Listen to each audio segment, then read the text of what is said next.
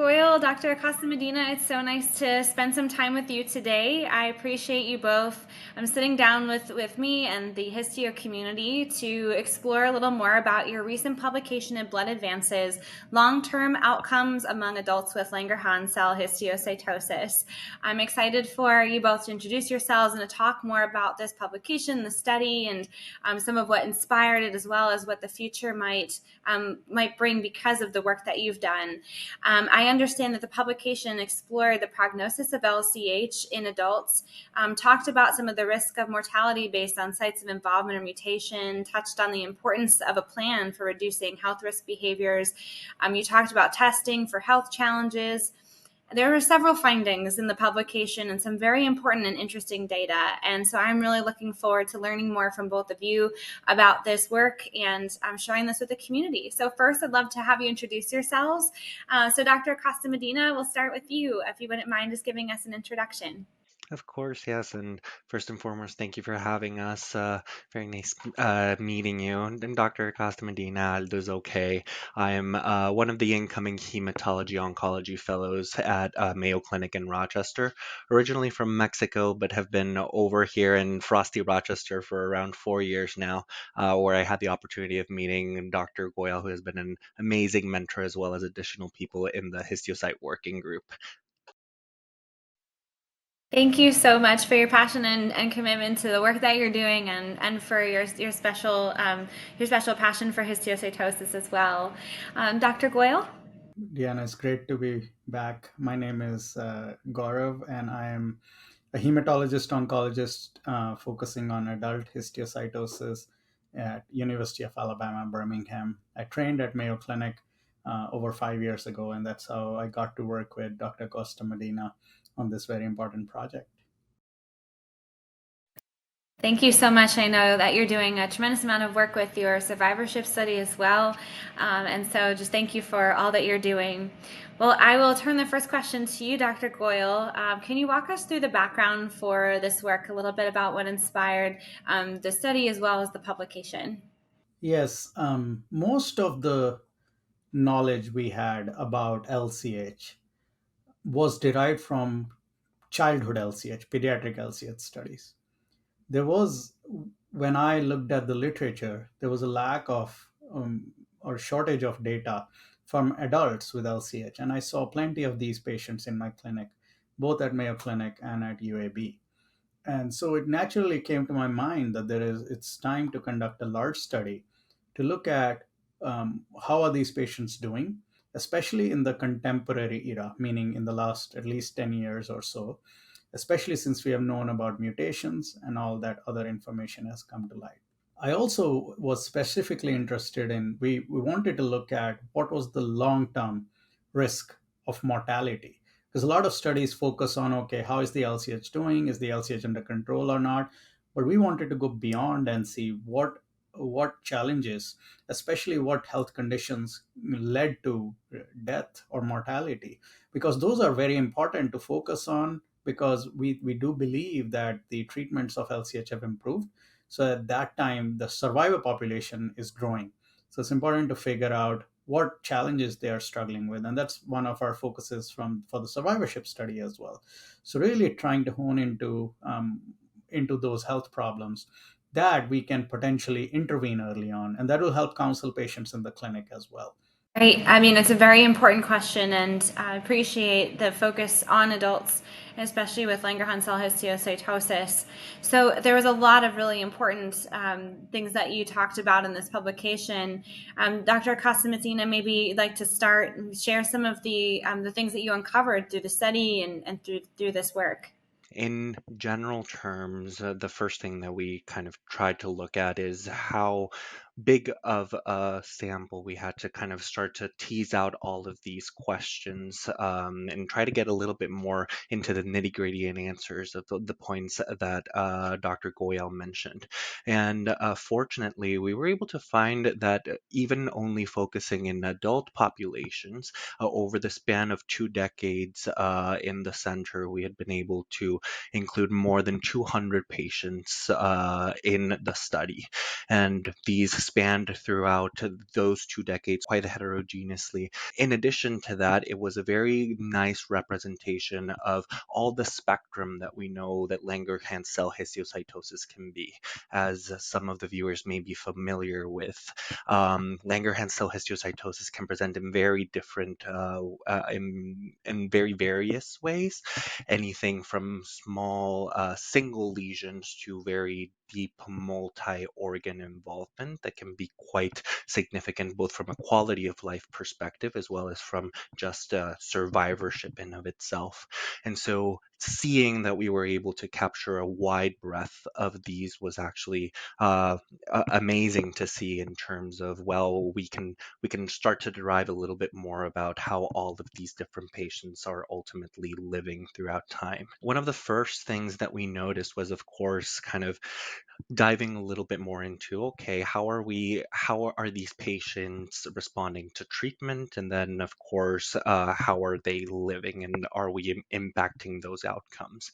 And a couple of things popped out in there, particularly with regards to whether or not they were progressing. We found a couple of very interesting points in that previously, for example, mutations that had been identified in these disorders, particularly things like BRAF V600E, particularly in children's, had been associated with a different and more rapid onset of progression of the disease. That is not something that we saw in the adult population. Now, whether or not this represents, particularly over the last 10 years, the introduction of now better therapies that target these specific mutations in these patients is still kind of up for grabs.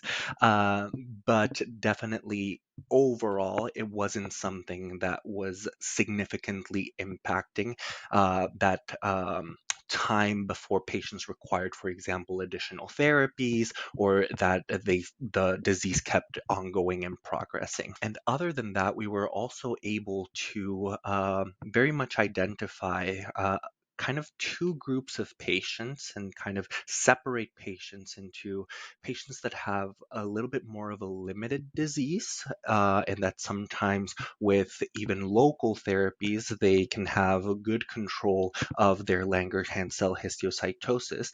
And though they have some risk of progression, there's this other group of patients, particularly with a large amount of involvement of multiple organs on diagnosis, or particularly involvement of what has been called risk organs in LCH, which particularly include the liver, the spleen, and the bone marrow of patients. We were able to see that that had been proven, or that had been seen in pediatric populations, that these patients didn't tend to do as well as the other patients, was kind of in that same line. And we did see these patients needing more therapies more frequently, and ultimately also some impact in overall life expectancy. Yeah, I think that sums up a lot of things very nicely. We had 219 patients, and one of the things we wanted to look at is how are they presenting in terms of organ involvement. So it's sort of divided into these categories. One is when they have a single spot, we call it unifocal. We found that the outcomes of folks with single spot disease were excellent.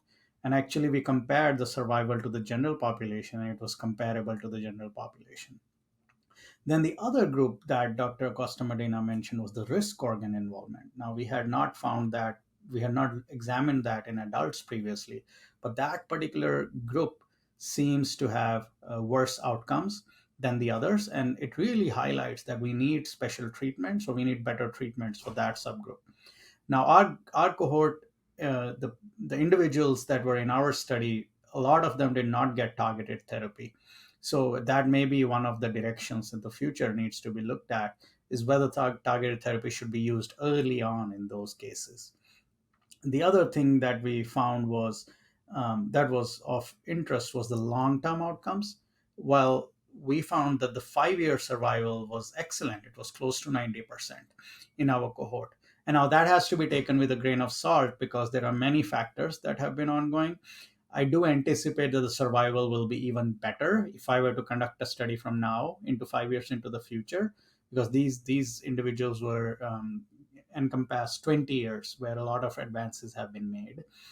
But the important thing to note is that the risk of death or mortality from other causes was, even though it was total risk of mortality was low, 10 to 15%, but as the years go by, beyond 5 years, the other causes of death do start to emerge, such as lung disease, heart disease, and second cancers. And those are all very important.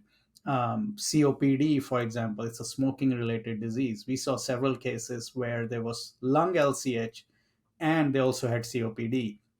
So for such cases it's important to know this information, because we can counsel the patients in the clinic and say, hey, the quitting smoking is not just important from the LCH standpoint, but will also help other lung diseases that could limit your survival, such as COPD. Even heart disease could be related to that. Now, the other important thing we found was the second cancer. We have done other studies in that, and that's a theme. Although that's anxiety provoking, talking about second cancer, it's very important information to empower yourself with, because if you have something abnormal, if you feel unwell, it's very important to get checked out, no matter even if it's 5 years or 10 years down the road from the LCH diagnosis. And what we found was, a lot of times these second cancers were actually found on some concern that was brought forward by the patient themselves. But there were some cases that were found incidentally as well. So being in touch with a clinic, even as you go further out, is very important. So other things that we found were that these second cancers could be blood cancers as well as non-blood cancers. So we don't know if they are truly related to the LCH or not, whether they are just a factor of aging population that's now doing very well from the LCH standpoint. And again, we are not just happy with the LCH being in control. We also want the patients to have a long, healthy, and happy life. So part of that is to figure out how we can diagnose this in a timely fashion and intervene, or what are the things we can do to prevent these things from happening. So those are some of the important things that came out of this study.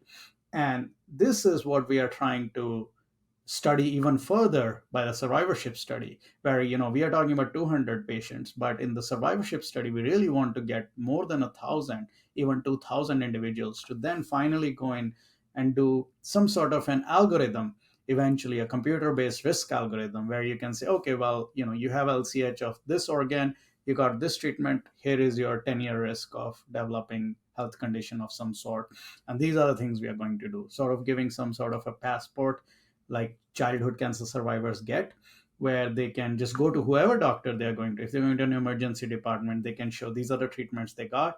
These are the things that the doctor needs to be looking for. If they have certain complications, they present it to the doctor. So it's really very important to get this information. I do think there are a lot of future directions that come out of this, and this is just the beginning. This study is just the beginning of many things that we are trying to answer for this population.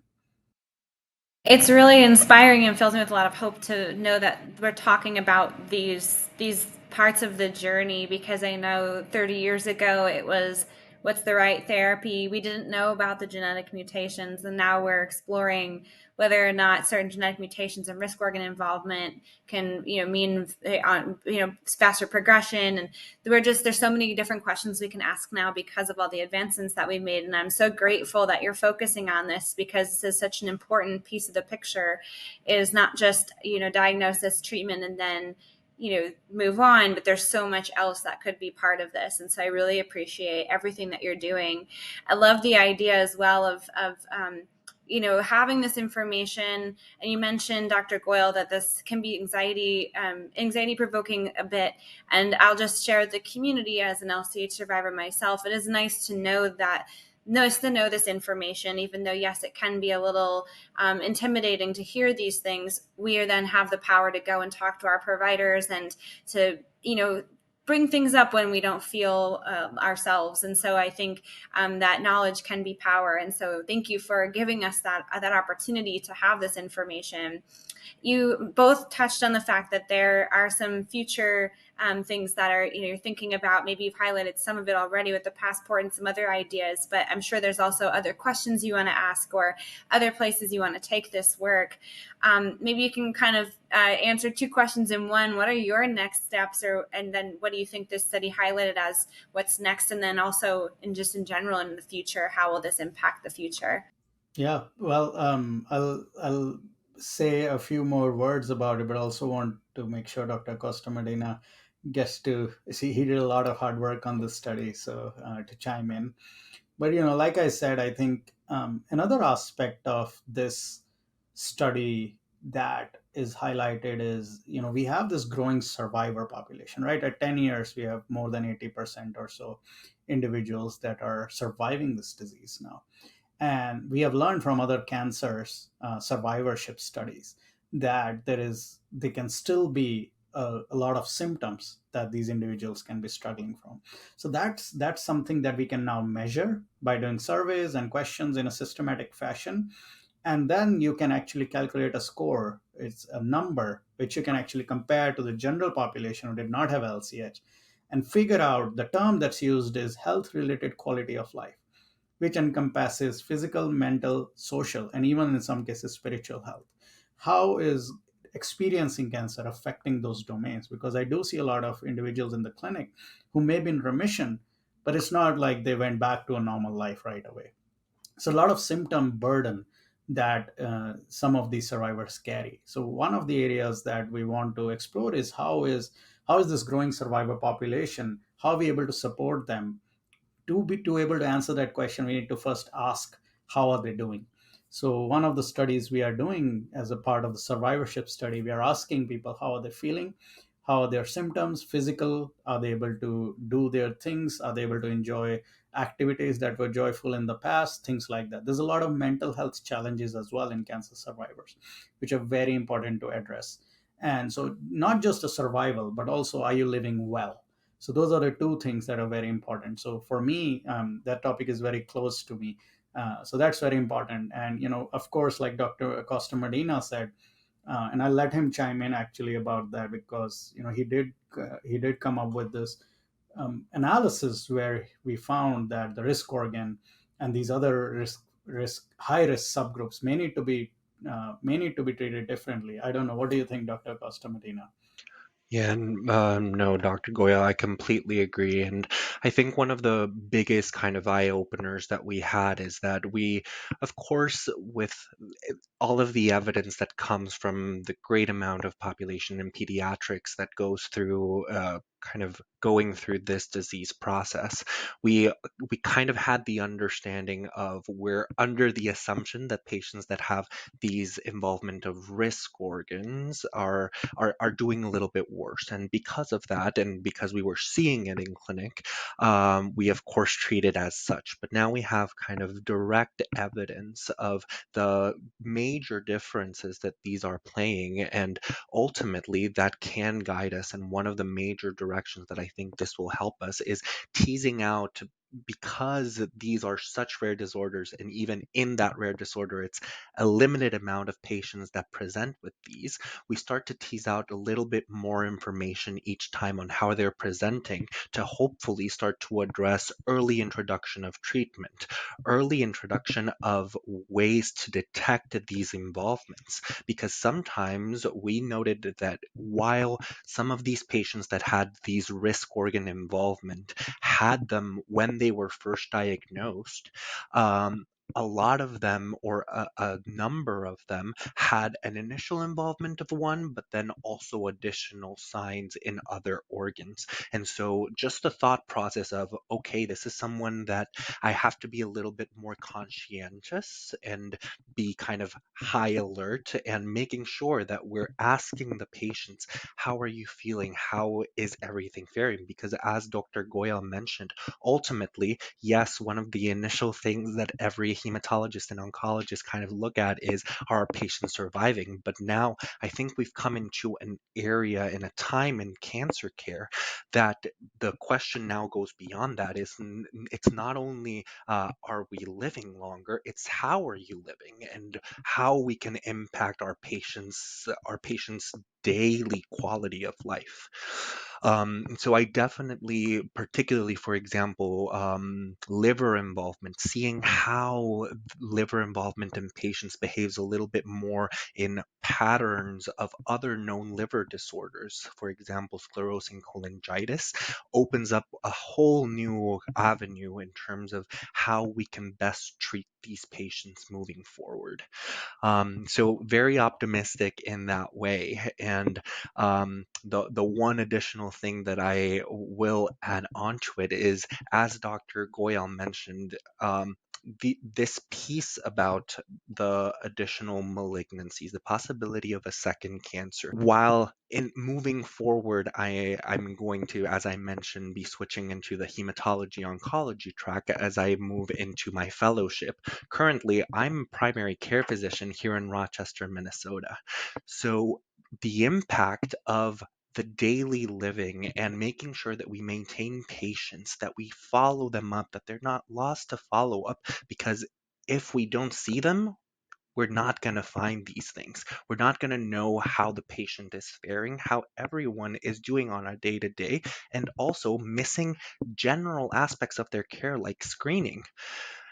While a number of these new malignancies were identified with new symptoms that we want to empower our patients to say, this is what I'm feeling, a number of them were also diagnosed with our general baseline recommendations of get a mammogram, get a colonoscopy, and were found in that way. And so the keystone of ensuring that patients don't just get lost after they initially got therapy is more and more brought into light, I feel, and it just makes me very, very hopeful of what different options and what more information we can keep on researching for our patients here. I think that's such an important point to bring up, and I'm very grateful that both of you and so many of your colleagues are as passionate about really following their patients and staying on top of those things. And I just think it's important to again reiterate that you're empowered to work with your healthcare professionals and see it as a partnership really for your health. And I think having that knowledge is very powerful. And I know that with rare disease, a lot of times we're advocating and advocating for certain aspects of it. However, at some point you find someone that you can partner with that you really can start to stay on top of your health. And so just having the answers to some of the questions that you're asking and painting the picture that you are of what the full life of someone with LCH or other histiocytic disorders can look like really gives us that ability to then feel like we can go ask questions or stay on top of our health. And so really appreciate the work that you're doing. I will give one more little plug for the survivorship study as well. If you haven't already, learned about it, you can reach out to the Histiocytosis Association, and we can share more information about the criteria to get involved and how to go about doing that. But that project as well helps to fuel some of this work as we can learn more about people who are diagnosed with all histiocytic disorders. Do either of you have anything else you'd like to share about the study or any message for the community in general? No, I just think that the future for histiocytosis is very bright. We are doing studies, we have information that we did not have even a decade ago. So I would just encourage everybody to just be involved, ask questions to their doctors, be involved in research. I think what you are doing through the association is really critical because that's what galvanizes efforts from our ends and makes us, just makes us want to do more and more. So I think just being your own advocate and partnering with the association is a great way to raise awareness and also to improve outcomes. Yeah, I would mostly echo Dr. Goyal and you, Deanna, as well in these points. For me, it's I've been in this field now for a little bit, almost 4 years now, and even in these 4 years, the amount of change that we've seen in terms of treatment of these patients is astronomical. And so this only tells us that we're continuing to improve how we'll be able to help our patients moving forward, and to anchor on that alliance and empowering patients to make sure that we don't work those times of what the doctor says are kind of, I feel in my mind, gone or should be gone, and it's more so of that bond of patient and doctor to make sure that we can work together moving forward. You've left me feeling so hopeful. I was already really inspired by your work, and even more so now after sitting down with both of you. Thank you so much. You have such amazing hearts, and I know the Histio community is really grateful that you're part of the, not only treating but also doing the research as well to answer some of these really important questions. So thank you so much for taking the time to sit down with me today. And we look forward to sharing this and also keeping in touch as you continue your work, and continuing to have these conversations and build on everything that you're doing. So thank you so much. Thank you. Thank you.